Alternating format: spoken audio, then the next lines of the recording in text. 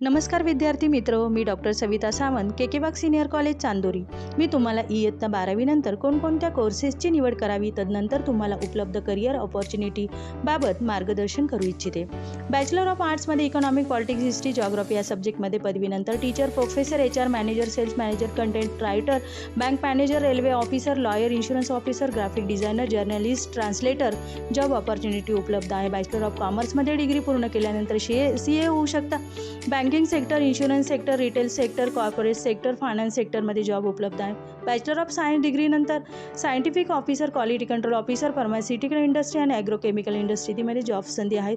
BSc computer सायन्समध्ये डिग्रीनंतर software engineer, web designer, game designer, graphic डिझायनरमध्ये जॉब संधी आहे. BBA नंतर banking and finance management in private sector, HRA management, marketing मॅनेजमेंटमध्ये जॉब संधी आहे. BCA नंतर software developer, programmer, web developer इत्यादीमध्ये संधी उपलब्ध आहे. चला तर मग विद्यार्थी मित्र हो, लवकरात लवकर आमच्या महाविद्यालयास भेट द्या.